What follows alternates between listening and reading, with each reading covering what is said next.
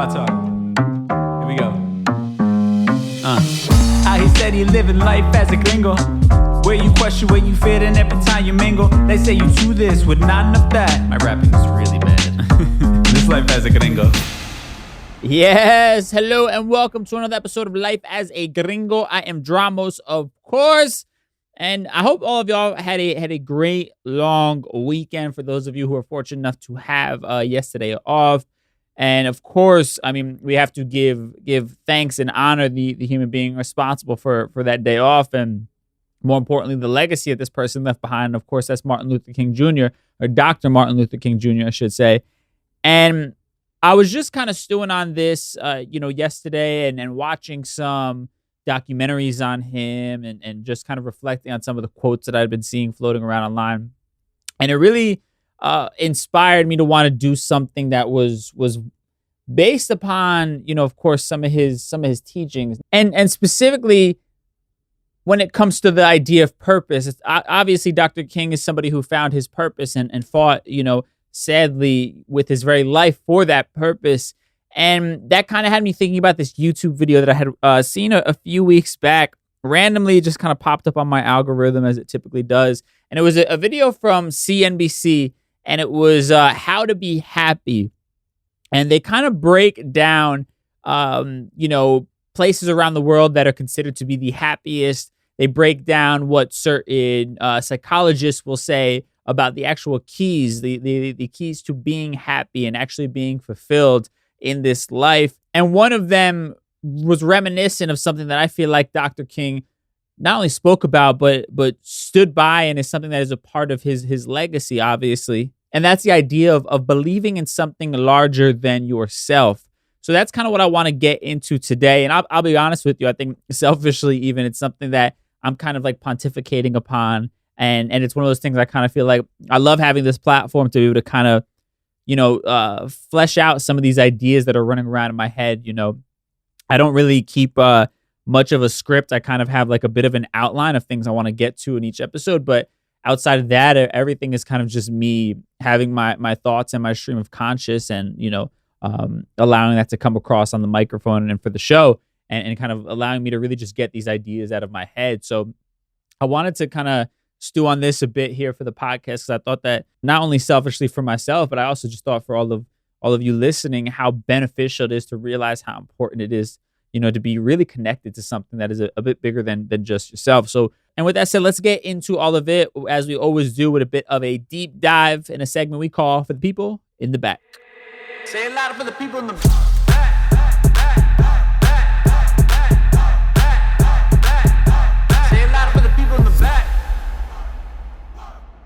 All right, so I mentioned that video on CNBC, and they had a bunch of different people speaking about the idea of how to be happy, what makes people happy. And one person they had speaking was a social psychologist from NYU, and his name is Jonathan Haidt. He's the author of a book called The Happiness Hypothesis.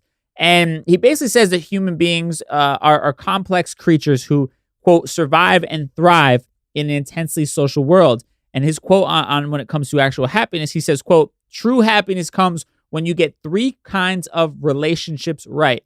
He says the one between yourself and others, between yourself and work or something productive, and between yourself and something larger than yourself. And I think all of those, I would love to maybe dive into them to a degree. Maybe I should reach out to this dude and see if I could have him on the show.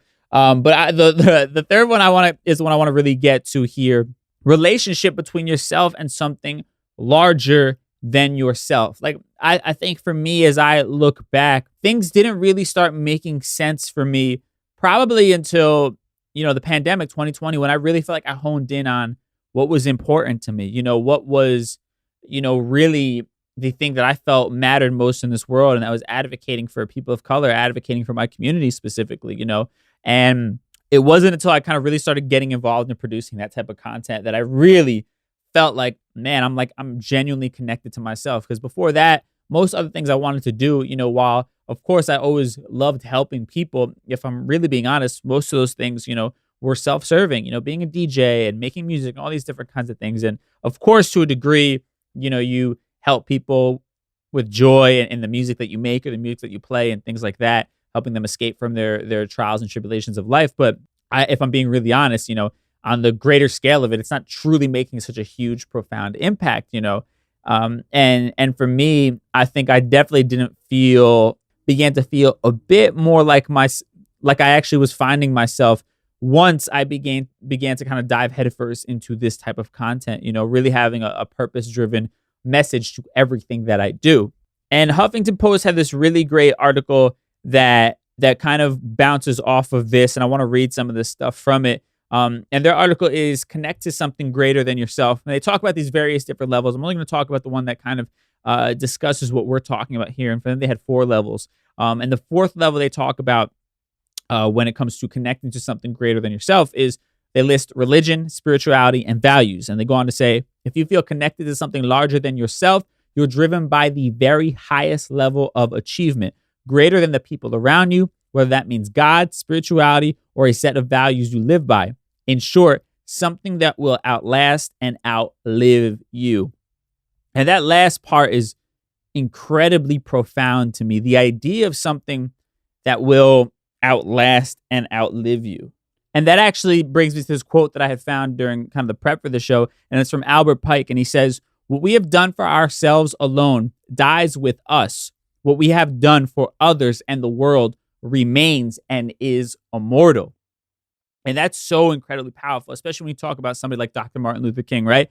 Like, here's a man who was, sadly murdered long before I was ever even an idea. But here I am talking, about him as somebody who can't 100% relate to his story, right? Like, I'm not a black man. I didn't grow up in times as racist as he did, although obviously racism still exists and it's still a problem. But when you're talking about the South, where he was fighting on those front lines, it's not something I truly can even really have an accurate grasp on. I can only really feel truly a piece of what it was like back then just from reading and watching these old documentaries. But, I don't have that lived experience as he did in people of that time. Yet here I am motivated and moved by the words of this person, moved by the actions of this person and the movement that he created. And I think that's something so profound when you think about your life, right? When I think about kind of my old goals of being, a gigantic DJ producer, like maybe I would have gotten to play some gigantic shows and I got to, right? But at the end of the day,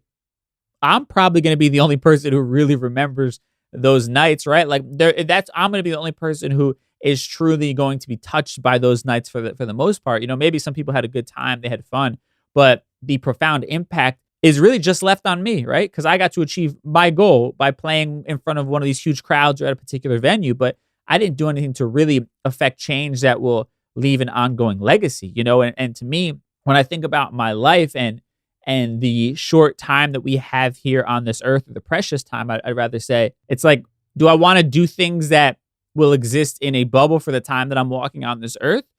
Or do I want to do things that potentially will allow me to impact generations to come in a positive way, that will allow me to essentially live on forever, right? I think we all go at some point in the physical sense, but I believe the impact that we make on people as we fight for the things that are right and as we stand up for others, that impact that we make, that has the potential to last forever. And to me, that's what's worth fighting for, right?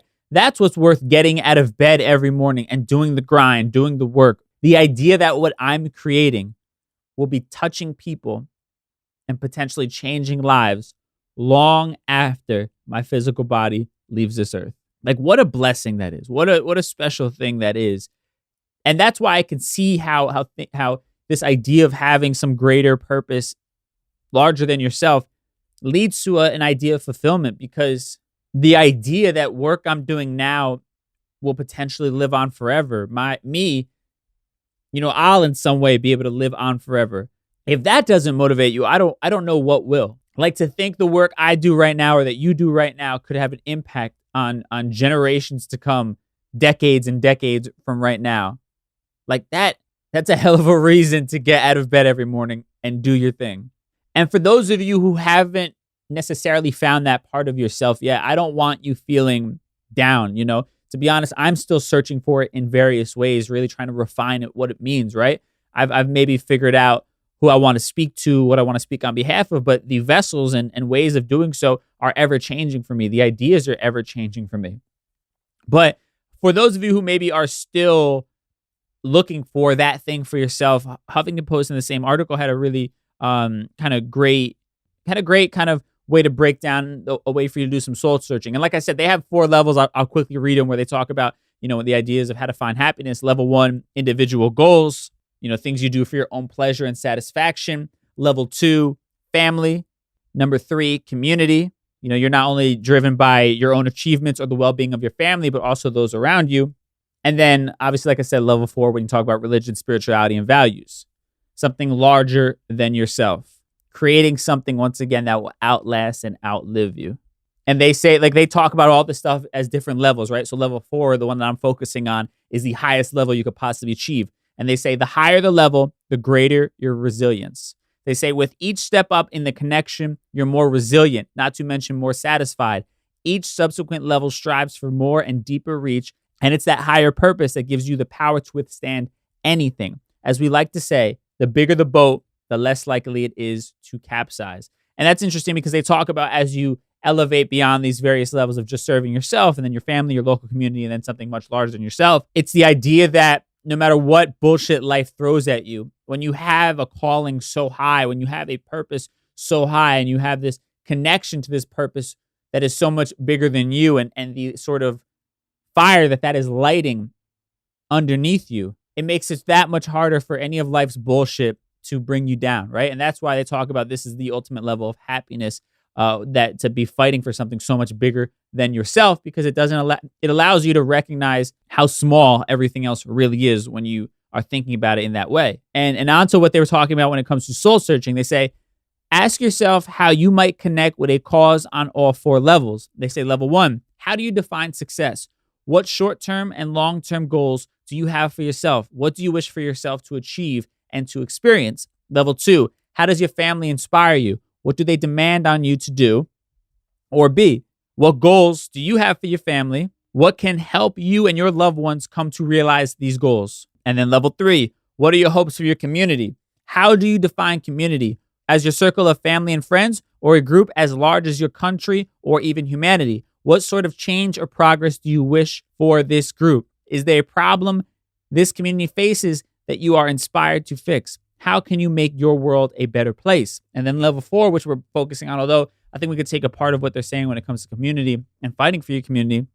Level 4, they say, what are the ideals you strive to live up to? What are the core principles you want to live by? How can you make these more present in your everyday actions?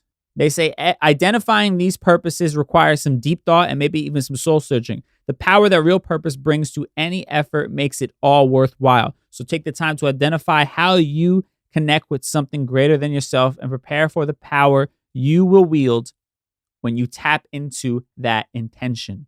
And I think when we talk about Dr. King, obviously he was fighting on behalf of his community, but even on a larger scale, he's talking more than just the actual people who were around him at the time. He's fighting for the future generations, right? When he talks about having a dream that Black girls and Black boys will one day be able to hold hands. He's talking about future generations, a world where racism doesn't exist, where this hierarchy doesn't exist, where white supremacy doesn't exist, and we could all be looked upon as human beings regardless of our race or the color of our skin. And that creates a world that is incredible and beautiful and reaches far beyond just his own community. It's something that impacts the entire world and history as we know it, and man, the future of the world as we know it, right? And I just think as I look at this kind of stuff, I think obviously I'm talking about the idea that you're doing work that will live on far beyond your years on this planet. But also I think when you think about it, what also makes sense to me is the fact that it sort of lightens a bit of the burden that everyday life has on us, right? Like think about the shit that you used to get caught up on when you were in high school, you were in middle school, right? And now we can kind of laugh about it, like the worries that you had at that point in time. And it's because you have other shit in your life that is far more important than like what some random person, gossip rumor they're making up about you, or maybe some test that really in the grand scheme of it means nothing. You've got your family to worry about, you got your home to worry about, your job, all that kind of stuff, right? Like your priorities become bigger, your responsibilities become bigger. The things that you're concerned with become bigger. So all those things, when you look back on them, seem so insignificant. Those pair of sneakers that you might have wanted at that time, like all that seems really insignificant when you think about your life now. And I think that that's what the kind of breakdown is. Like when you really are living with this mindset and in your own world that you're creating something so big and so profound that it will affect generations long after you're gone. It's very easy to not sweat the small stuff. It's very easy to brush off, life's daily bullshit that it might throw at you. And that's, I think, a huge reason why they talk about happiness. You're not getting caught up on every little snag in the road. And to me, that presence to what's actually important is a huge component to actually finding and maintaining happiness. And with that said, I want to get into, obviously, as we talk about his birthday and Martin Luther King Day, I want to get into a couple of quotes that I feel like connect to what we're talking about in our Mi Gente segment. Mi Gente.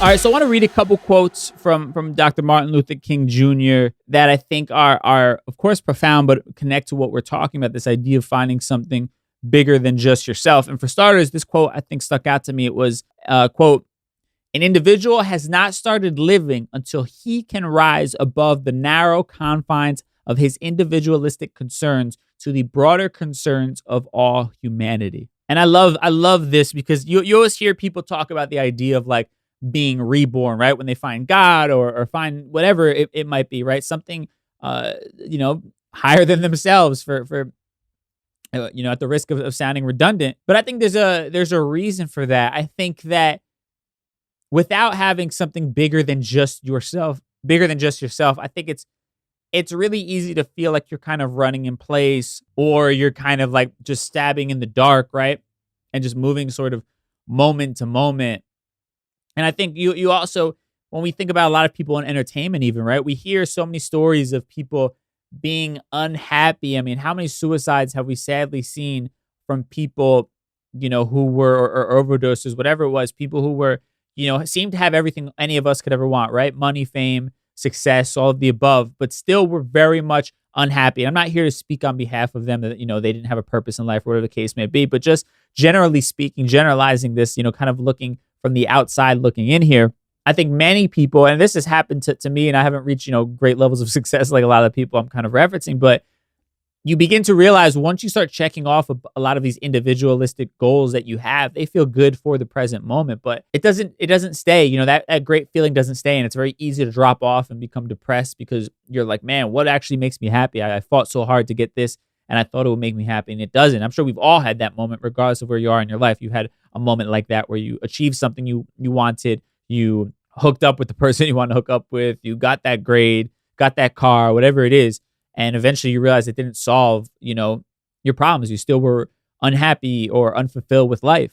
When I think back to how I was living, just a few years ago when I was sort of chasing this very superficial success in the music industry, and I think back to being a single dude just running around the bars and clubs with, only one goal in mind, I realized that a lot of my life and my day-to-day activities were sort of spent finding ways to kind of keep the noise up, right? Finding ways to keep myself out of my own head, finding ways to kind of numb the things that were actually, eating away at me and finding the quick and easy fix for those things. And that's kind of what I guess day-to-day life was at that point in life for me, What thing can I quickly latch onto to provide some sort of temporary relief from this emptiness that I'm feeling?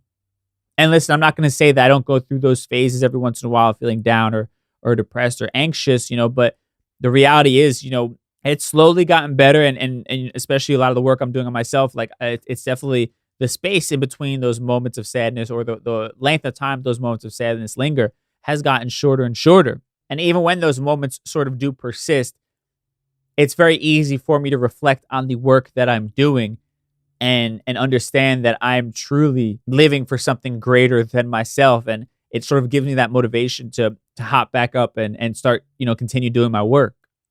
Because I realize that what I'm doing is important because it's not just for me. And I'm not having any delusions of grandeur of like that this podcast is going to change the world or anything like that. But I know that if it was somebody else doing this podcast, I would feel represented and confident and excited that somebody who looks like me or has a similar background to me is doing something interesting and speaking on behalf of me. And I think that for me personally, that would motivate me to want to, fight for the things that I believe in. And that's all I can ever hope for, is that hopefully I'm, at the very least, lighting the spark. And I think that's a bit of that motivation. They talk about, that fire that I was speaking of, where it's like the days where I don't feel like setting up a camera, setting up microphones and recording and then editing a podcast for an hour and a half, knowing that it's not just about me. And this is like the first project I've ever been consistent on. Obviously, there's a lot of other parties involved and things like that, but to not have missed 2 days a week, aside from like the week I took off for vacation, is insane to me. My other podcasts, the reason they were probably never that successful, with the exception of one, was that I never held myself truly accountable. And I think that's because I never felt that deeper connection to how important the work I was doing was, or what the meaning of the work I was doing was, and what I hoped it would live on to be. And I don't mean to get on my soapbox. I'm not trying to pat myself on my back too much. I'm just hoping to maybe use it as an example for any of y'all that are, working on things, and or hopefully I'm just kind of going through my motions of thought, my thoughts here that are in my head, and hopefully kind of inspires anybody or relates with people, or somebody can relate to it.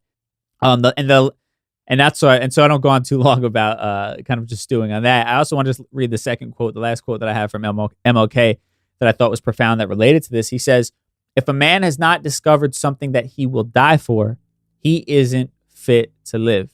And I don't think that Dr. King wanted to die. I don't think anybody wants to die, right? I think that this is obviously the most extreme version of it. And sadly for him, this became something very literal for him. He kept doing the work that he was doing, even with the risk of death, the threats that were happening to his life and his family's lives. He still felt it was that important that he had to push forward. But I think that the greater idea behind this quote, when you talk about the idea of living, we're all alive, right? In the literal sense, if you're listening to this, you are alive. But I don't think all of us are truly living, right? Like, I know I've gone through phases in my life where I was just kind of coasting. I was on autopilot, and I think there are a lot of people out there in this world who are that way. A lot of people who are just living day to day, clocking into work, doing their job, leaving at 5 p.m., clocking out, going home, and doing the same thing over and over again. And maybe they get to live a little bit on the weekends, right? But they're stuck in this routine, this autopilot where they're just existing. And again, I've been there. This isn't judgment on anybody. I more so would hope that it would be a wake-up call. Because if that sounds like you, if that sounds like your everyday life, it's time for you to make a change. A change from merely just existing to actually living your life. And to me, that's a bit of what that quote means. And maybe that's, obviously my own interpretation of it. But I just think it's that fire, right? It's that fire that we talk about, that you have underneath you. It's the same way I think why people, when they get kids, certain people will rise to the occasion when you have no choice but to make things work as far as like money wise. Like all of a sudden you start developing all these different hustles to get by, right? It's like, I don't know how I'm going to pay my rent next month. I got to figure it out. And like usually you end up finding a way every single month. Anybody who's lived check to check understands that lifestyle, that somehow, some way you find ways to do things. You find ways to make things happen. And I think it's that same kind of fire, just on a grander level. And I actually just gave myself chills with that. And not because it was such a profound quote, but I think as a reminder, I'll be completely real with y'all. I'm waiting on a couple things to kind of happen, or to at least see the outcome as far as my career goes. And I'm kind of in this limbo stage where it's all out of my hands, and there's been a lot of delays and all these different things.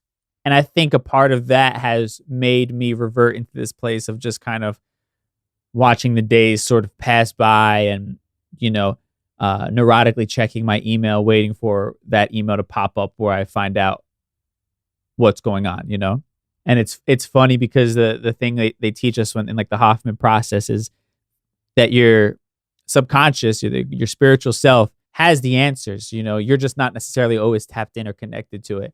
And I just kind of feel like that moment of like stream of consciousness that I just had was me speaking to myself about, you need to make the most of all of these moments and not just allow these days to pass you by. Because regardless of like the outcomes that I'm waiting on, and I'm sure other people out there may be in similar boats, there's a lot of really important work to be done that needs to get done. Man, I hope that wasn't too weird. I'm just fucking talking to myself right now and having a moment with my own intellect, I guess. And I hope that was profound, and I would expect that it probably related to a few of y'all out there. If it did, let me know actually. At DJ Dramos, just hit me up in the DMs and let me know if that related to you and was maybe a little bit profound for you or inspiring for you. I hope it was, because it definitely just kind of, I feel like I just woke up a bit. With that said, let's get into wrapping things up and tying it all together in a neat little bow. I gotta collect myself for a second. We'll do all that in a segment we call Conclusion Stew. Time for Conclusion Stew. So I think it's always tough when you talk about somebody who has such a legacy like Dr. Martin Luther King. You always want to do right by them. You always want to honor their legend and honor them as a human being and the legacy that they left behind and the impact on this world that they left behind. It's incredibly powerful to look at what people like Dr. King stood for and how they chose to use their time here on this earth. And that rather than sit back idly and take the easy route, and he chose to fight and stand up for something greater than himself, keeping in mind that no matter how difficult or scary it was as a result of being a part of this fight, it had the possibility of changing the world for decades to come. And that was more important than anything, even his own life. And I think we could all be so lucky to find things in this life that we are that passionate about. We owe it to ourselves to find things in this life that we are that passionate about, that mean that much to us. Because without fire, without passion, what is life? There's not much meaning there without that, And without that meaning, there's not much happiness there. And for those of you who haven't found that happiness that you desire, maybe start looking into this. Ask yourself, have I found something greater than myself to live for? And if you haven't, that's okay. But understand that your happiness lies on the other side of that discovery. The fire and the energy that you need to get out of bed each and every day to easily brush off life's bullshit. All of that lies on the other side of finding a purpose and finding something or someone far bigger than yourself. With that said, thank y'all so much for tuning into another episode. I appreciate you. I appreciate you giving me a venue to kind of hash out my own thoughts and find some clarity and peace within myself. I hope that it does the same for you listening to this episode, listening to this show in general, especially when you talk about people from our community who are marginalized in so many different ways and living in a world that wants to hold us down and wants to hold us back. It's that much more important that we as a community, as marginalized people, fight that much harder. We as a marginalized community find something bigger than ourselves to fight for, because our future depends on it.